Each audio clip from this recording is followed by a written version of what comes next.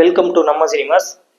இப்போ சண்முக பிரியன் இயக்கத்துல விக்ரம் பிரபு நடிச்ச லவ் மேரேஜ் படத்தை பத்தி பார்க்க போறோம். என்னையா மறுபடியும் பொண்ணு பார்க்க கிளம்பிட்டீங்க போல? இந்த படத்தோட கதை என்னன்னு பாத்தீங்கன்னா, மதுரை மாவட்டத்துல ஒரு ஒரு ஊர்ல வந்து ஹீரோ துணி கடை வச்சிருப்பாரு. அவருக்கு 36 வயசாகியும் இன்னும் பொண்ணு கிடைக்கல. 30 வயசுக்கு மேல எல்லாம் டவுட் தான். சரி, ஒரு பொண்ணு ஒண்ணு செட் ஆகுது. குடும்பத்தோட கிளம்பி கோபிசெட்டிப்பாளையம் போறாங்க. அப்ப அங்க ஒரு சில விஷயங்கள் எல்லாம் நடக்குது.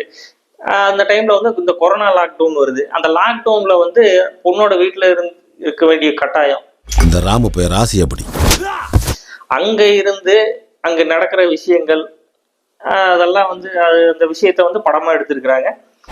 எனக்கு கல்யாணம் ஆச்சுன்னா புறாம பொம்பளை குழந்தைய பெற்றுக்கிறேன். 2001 ரிலீஸ் ஆன மின்னலை திரைப்படம். அந்த படத்தை எல்லாரும் பார்த்துருப்பீங்க. அந்த படத்துல வந்து மாதவன், அப்பாஸ் 2 பேர் இருப்பாங்க. ரீமாசன் ஹீரோயின். இப்ப ரீமாசன் வந்து அப்பாஸ்ன்னு நினைச்சு மாதவனை லவ் பண்ணுவாரு. ஆனா கடைசியில மாதவன் கிடையாது, அப்பாஸ் தான் வந்து நம்ம லவ்வர். இப்ப மாதவன் வந்து சும்மா டம்மியா வந்து போயிருக்கான் அப்படின்னு நினைச்சிருப்பாங்க. மாதவனுக்கும் ரீமாசனுக்கும் வந்து லவ் இருக்கும். சேர்த்து வச்சுட்டு அப்பாஸ் வந்து ஃப்ளைட் ஏறி கிளம்பிடுறாரு. இப்போ இந்த படத்துல வந்து அப்படிதான் வந்து கதை. இந்த கிளைமேக்ஸ் இந்த படம், இந்த லவ் மேரேஜ் படத்துலயும் இந்த கிளைமேக்ஸ் தான் வச்சிருப்பாங்க.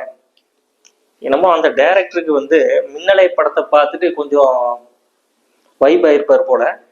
அந்த படத்தோட கதையை இப்ப இருக்கிற சூழல் மாதிரி எடுத்திருக்கிறாரு. கண்ணாடியை கட்டிட்டு ஏற இப்ப இருக்கிற சூழலுக்கு தகுந்த மாதிரி கொஞ்சம் திரைக்கதையெல்லாம் மாத்தி இந்த படத்தை எடுத்திருக்கிறாரு.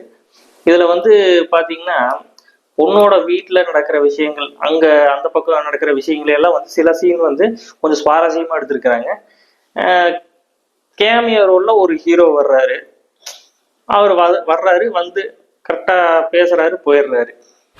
காதல், கல்யாணம், பொண்ணுங்க, முக்கியமா பொண்ணுங்க, இதெல்லாம் என் லைஃப்ல ரொம்ப கஷ்டம்.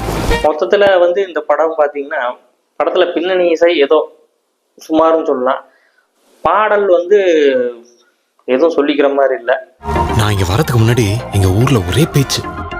அதாவது முதல்ல பாத்தீங்கன்னா, விக்ரம் பிரபு படத்துல பாடல்னு ஏதோ படத்துல ரெண்டு மூணு பாடல் நல்லா இருக்கும். இதுல வந்து எந்த பாடலும் கேட்குற மாதிரி இல்லை. இப்ப யூடியூப்ல வந்து ஒரு பாடல்னா இந்த பாடல் நல்லா இருக்குன்னு வைரல் ஆகும், பல பேர் பார்ப்பாங்க. இந்த படத்துல அப்படி எதுவும் பாடல்கள் ஒன்றும் வைரலும் ஆகல, யாருக்கும் பிடிக்கல.